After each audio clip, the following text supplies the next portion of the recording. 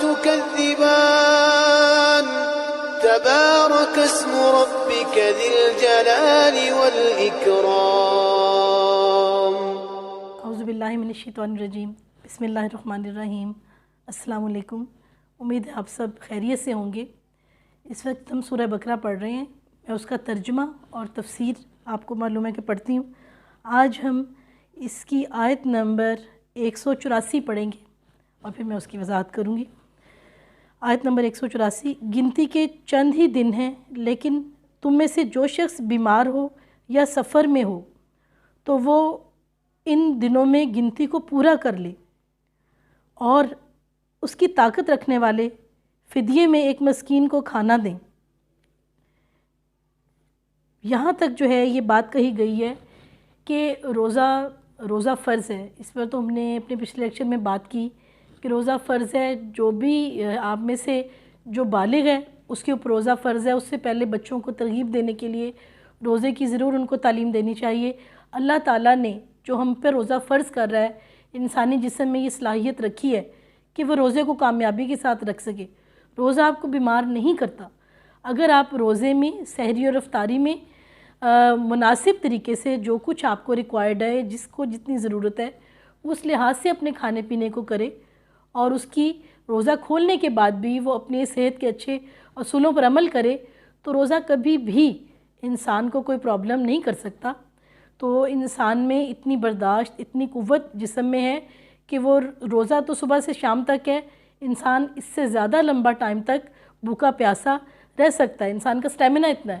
لیکن روزہ بہرحال یہ تو مغرب کے وقت ہم افطار کر لیتے ہیں. تو یہاں بتایا گیا ہے کہ روزہ فرض ہے، لیکن اللہ تعالیٰ نے وہاں پر بھی ایکسیپشنز دی ہیں کہ اگر کوئی مسافر ہے یا کوئی بیمار ہے تو اپنے رمضان کے مہینے میں بھی وہ روزوں کو اپنا بعد میں رکھ سکتا ہے، اس کو پوسٹ پون کر سکتا ہے. اور یہ دو آیات ہیں 184 اور 185. روزوں کے بارے میں پہلا حکم یہ آیا کہ اگر کوئی بیمار ہے یا وہ جو ہے کسی اور وجہ سے، کسی سفر کی وجہ سے اس نے روزوں کو ڈیلے کیا ہے اور بعد میں وہ صحت یاب ہو جاتا ہے، سفر سے خیریت سے آ جاتا ہے، اگر وہ پوری طرح ٹھیک ہے، یعنی اس کی طاقت رکھنے والے، یعنی روزہ رکھنے کی طاقت رکھتا ہے، تو بھی شروع میں اس کو یہ آپشن دی گئی کہ وہ فدیہ دے سکتا ہے. لیکن اللہ تعالیٰ نے اس کے فوراً بعد ابھی ہم پڑھتے ہی کہا کہ بہتر یہی ہے کہ جو وہ گنتی پوری کرو. فدیہ یہ ہے کہ کسی مسکین کو 2 وقت کا کھانا جس طریقے سے آپ کھاتے ہیں وہ کھانا کھلا دیا جائے یا اس کے پیسے دے دیے جائیں. تو یہ اجازت ان لوگوں کو بھی تھی جو کہ اس کی طاقت رکھنے والے تھے. یہاں فرمایا گیا اس کی طاقت رکھنے والے، کیونکہ لوگوں کو روزے رکھنے کی عادت نہیں تھی. ان کے اندر اس کو ڈیولپ کرنے کے لیے سٹارٹ میں ہی کہا گیا تاکہ وہ فدیہ بھی دے سکتے ہیں.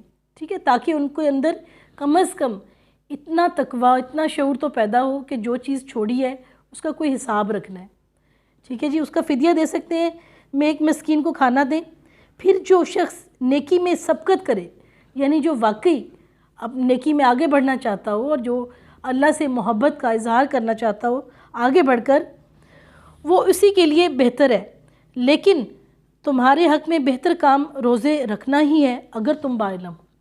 جہاں اللہ تعالیٰ نے فدیے کا ذکر کیا، اس آیت میں بھی اللہ تعالیٰ نے فرما دیا کہ اگر تمہیں شعور ہو، علم ہو اور واقعی تم نیکی میں بڑھنا چاہتے ہو تو فدیے سے بہتر ہے روزے رکھنا. اچھا، یہ آیت 184 ہے جس میں فدیے کا بھی ذکر ہے اور بعد میں گنتی پوری کرنے کا بھی. اس آیت کو فوری طور پر نیکسٹ آیت میں اللہ تعالیٰ نے فدیے والی چیز کو واپس لے لیا اور انسانوں کو حکم دیا کہ روزے ہی رکھنے ہیں، روزے جو رہ جائیں اس کی گنتی پوری کرنا ہے. تو یہ جو بات تھی یہ بعد میں اس کی دوبارہ رینیو ہو گئی، چینج ہو گئی اور نیا حکم آ گیا اس پر. تو اس کے لیے ابھی ہم آگے جب آیت پڑھیں گے تو اس میں ذکر کریں گے. لیکن تمہارے حق میں بہتر کام روزے رکھنا ہی ہے اگر تم باعلم ہو. اب روزے رکھنا کیسے ہمارے لیے بہتر ہے؟ دیکھیں، اسلام نے تو یہ 1400-1500 سال پہلے یہ بات کہہ دی. آج سائنس نے ثابت کیا ہے کہ روزہ ایک ایسی چیز ہے، روزہ ایک ایسا عمل ہے کہ جو انسان کی وہ فزیکلی، اس کو جسمانی طور پر اس کے بڑے اسپیشل اس کے اثرات ہیں، روحانی طور پر اس کے اثرات ہیں، نفسیاتی طور پر اس کے اثرات ہیں، اور ہر طرح سے جو ہے نا وہ اس کا فائدہ یہ جس پہ سائنس ریسرچ کر رہی ہے اور حیران کن چیزیں سامنے آ چکی ہیں. اگر ہم اپنے ڈائجسٹو سسٹم کو دیکھیں، اپنے نظام کو دیکھیں تو روزے سے، فاقے سے ڈائجیشن بہتر ہوتا ہے، کئی طرح کی بیماریوں سے شفا ہوتی ہے، کئی معدے کے مسائل حل ہو جاتے ہیں، اور سب سے بڑی بات یہ کہ اس کا لیور کو بہت فائدہ ہوتا ہے، کیونکہ کھانا ہضم کرنے کے علاوہ بھی لیور کے اور بہت سارے فنکشنز ہیں، لیور کی فیٹ اس سے ڈیزالو ہوتی ہے۔ اگر ہم اپنے وہ ایکسکریٹری سسٹم کو دیکھیں تو کڈنیز پر روزے کا فائدہ ہوتا ہے کہ ان کو ریسٹ ملتا ہے۔ اگر ہم اپنے امیون سسٹم کو دیکھیں تو روزہ امیونٹی کو بوسٹ کرتا ہے۔ روزے میں، فاقے میں جب ہم روزے میں سٹارویشن کرتے ہیں تو نیو امیون سیلز بنتے ہیں جو آپ کی امیونٹی کو بوسٹ کرتے ہیں، بجائے اس کے یہ سوچا نہ جائے کہ روزہ کم کرتا ہے، اس کے اثرات سائنس نے پروف کیا ہے کہ اس کے ریورس ہیں، امیون سسٹم اور بہتر ہو جاتا ہے۔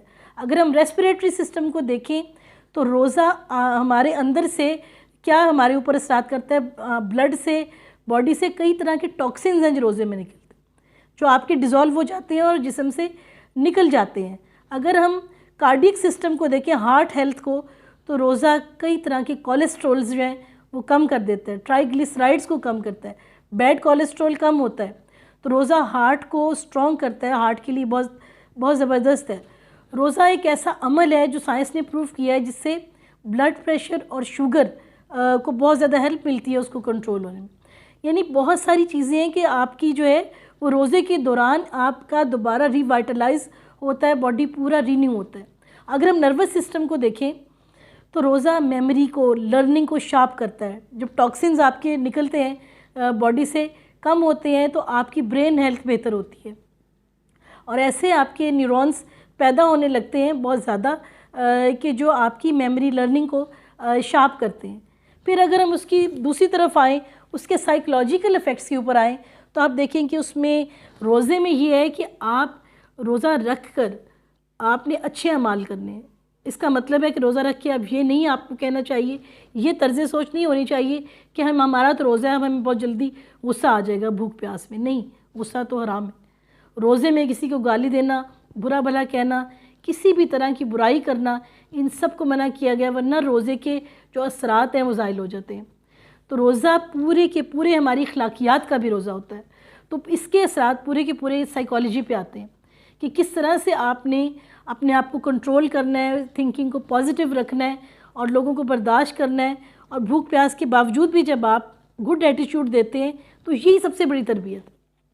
یہی سب سے بڑی تربیت ہے کہ ایک چیز، ایک پرابلم آپ کے ساتھ ہوتی ہے، بھوک بھی ہوتی ہے، پیاس بھی ہوتی ہے، اس میں بھی آپ اپنا مورل کریکٹر، اپنا آپ موریلٹی کو بہت اچھا رکھتے ہیں، ویل بیہیوڈ رہتے ہیں، تو یہ چیز آپ کی ایک زبردست تربیت کرتی ہے کہ ہر حال میں آپ نے لوگوں کے ساتھ ویل بیہیوڈ رہنا ہے، خود کو کنٹرول کر کے رہنا ہے، غصے پر قابو پا کے رہنا ہے۔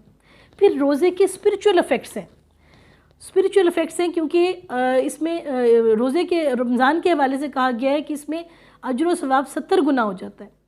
اللہ تعالیٰ رمضان میں دعاؤں کو بہت زیادہ قبول کرتا ہے، یعنی اللہ تعالیٰ کہتا ہے کہ میں اور بھی زیادہ قریب ہو کر بندے کی دعا قبول کرتا ہوں۔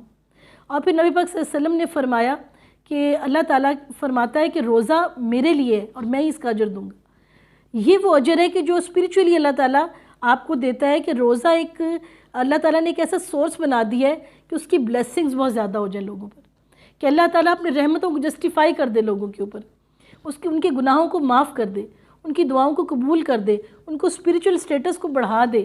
تو ایک یہ وہ عبادت ہے جو ایک ذریعہ بن جاتا ہے، ایک شارٹ کٹ بن جاتا ہے بڑی بڑی رحمتوں کو حاصل کرنے کا۔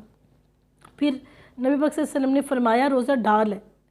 اس کا مطلب یہ وہی چیز جو پہلے ڈسکس ہوئی کہ روزہ ڈھال ہے، روزہ ہمیں بچا لیتا ہے بہت ساری جسمانی بیماریوں سے، بہت ساری نفسیاتی بیماریوں سے، بہت ساری دماغی بیماریوں سے۔ جب اتنا بڑا فائدہ دے دیتا ہے تو ہمیں خود کو ایسا بنانا ہے کہ ہم روزہ رکھ سکیں۔ ہمیں یہ نہیں سوچنا کہ روزہ رکھنے سے ہمیں کیا کیا مسائل آتے ہیں، ہمیں یہ سوچنا ہے کہ ہم نے روزہ رکھنا ہے اور اس کے لیے کس طرح سے اپنی بھوک پیاس کا بندوبست کرنا ہے، ساری پرابلمز کو سالو کرنا ہے کہ ہم کام بھی کر سکیں، کوئی ویکنیس بھی نہ فیل ہو۔ اس کے لیے ہم نے خود کو ان پرابلمز کو دور کرنا ہے، نہ کہ ہمیں اس میں کوئی نہ کوئی پرابلم ڈھونڈ کے اس کو چھوڑ دینا ہے۔ جو روزہ چھوڑ دیتا ہے یہ تو صرف اور صرف ایمان کی کمزوری کو شو کرتا ہے، اور اللہ سے جو ایک تعلق ہے اس سے یہ ظاہر ہوتا ہے کہ اس تعلق میں کوئی عمل نہیں ہے، اور اس محبت کا کیا فائدہ جو صرف زبانی کلامی ہو، اور آج جب آپ نے اس کا عملی مظاہرہ کرنا ہو تو آپ زیرو پہ آ جائیں، تو اللہ کے ساتھ کوئی تعلق تو نہ ہوا، کوئی اللہ کے ساتھ محبت تو نہ ہوئی۔